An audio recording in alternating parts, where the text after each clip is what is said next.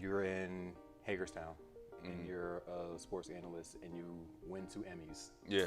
As a sports analyst, beginning of your career. I won those in Nashville. Okay. Yeah. So when the Hagerstown, Fresno, then Nashville high school football coverage. Yeah. What was appealing to you that made you want to go into sports aspect?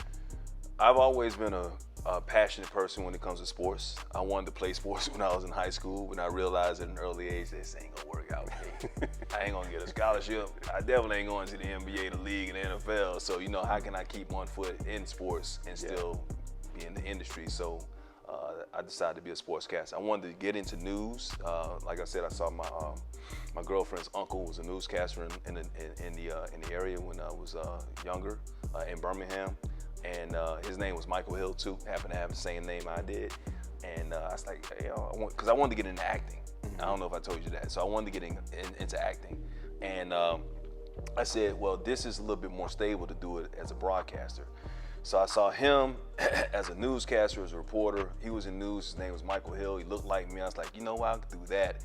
And then I said, I don't want to do news though. I love sports, so I decided to become a sportscaster, and that's just how it worked out, bro.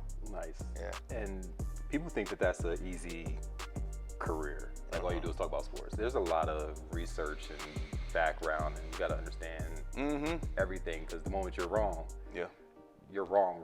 Well, everybody in the barbershop think they're a sportscaster. And sometimes I hate even going to the barbershop as a sportscaster because everybody's a sports fan. So everybody want to ask me my opinion, right? So they see me from ESPN and Fox. Like, Mike, what you think? And I give them my opinion, and then they want to tell me a million reasons why I'm wrong. You know what I mean? Right. Like, it's my opinion, man. You asked me for my opinion. But yeah, I mean, it's like, and what frustrates me is, to your point is, like, I do research. You can ask my wife, you can ask anybody around me. It's not just going on television and just speaking.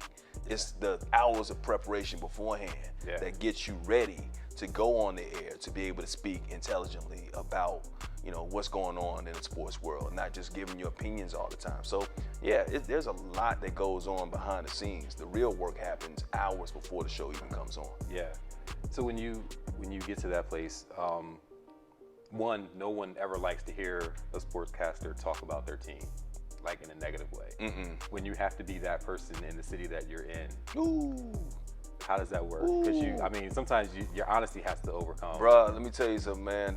I've been in some scary situations. It's one thing to be on a reality show with your wife and their fans. Sports fans are crazy too, man. Yeah. Like on a different level. Not that reality show fans are crazy. Hold on a second. Let me make sure I get that right, because I don't want them to come for me. But sports fans, they're fanatics. They're like, you can say a million great things about their team, a million great things about their favorite player. You say one negative thing and you're the worst person on the face of the earth. You're scum. I got death threats before because of that. I've just literally got death threats. For just telling the truth about a team. Death threats, like threatening to kill me, my mom, blow up my car. Talking about their team. One time when I was in Nashville, Peyton Manning, I don't know if you remember who he was, college football player. He played football in Tennessee. And it was 97, and that was the year Charles Woodson won the Heisman Trophy. And I worked in Nashville, but I worked for an ABC affiliate, and ABC is associated with ESPN. So ESPN was on this campaign of getting Charles Woodson the Heisman Trophy, right?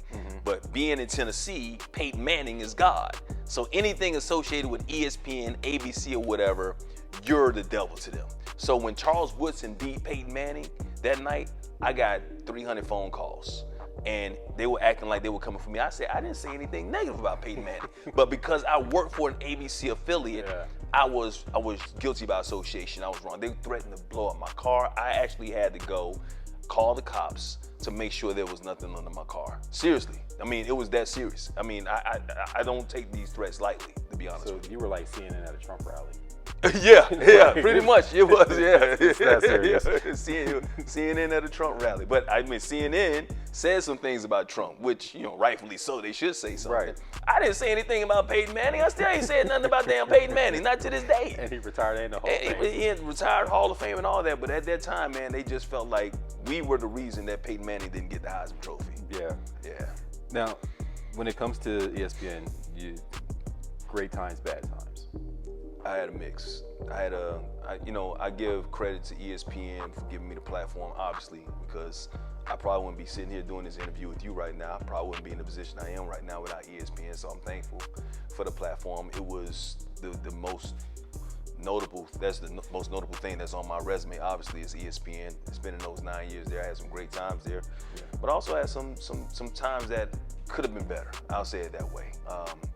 There's a lot of ignorance that goes on in our industry, in the broadcast industry, but there's a lot of ignorance that goes on throughout society. Yeah. So it's no different. It's just that it's a higher profile when it's on ESPN. So, I everybody heard that, no one in with a talent agent, not a talent agent, but one of the talent coaches at ESPN, and it was no fault to his own. He was just being honest with me, and he was just as frustrated as I was.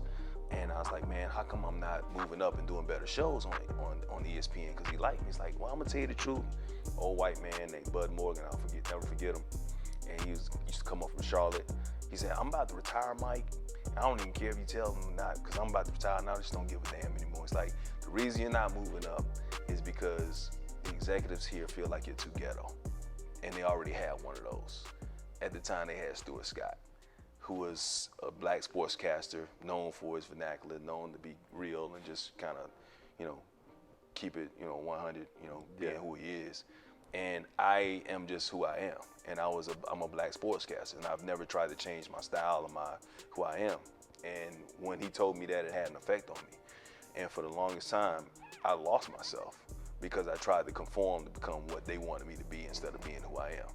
And it took me a long time for me to get out of that. But yeah, I mean, I went through a lot of stuff when I was at ESPN. It was just like, it could have been the best experience of my life. It turned out to be one of the most tumultuous times of my life. But once again, it's kind of hard to say that because I'm still thankful because I had the platform, people saw me, and because people saw me, it led to other opportunities, such as being at Fox Sports, where I'm still today. Was there a point where after that happened, did you question if you're supposed to be there? Yeah, absolutely. I did. I questioned whether I'm supposed to be doing this or not. I've questioned my career several times. I've questioned when I got fired in Dallas. I questioned whether I should still be doing this. That was one of the most depressing parts of my life and times of my life is when I got fired in Dallas by this guy who had never hired a black sportscaster before. He had been there for 20 years. He would call me in his office. He would tell me,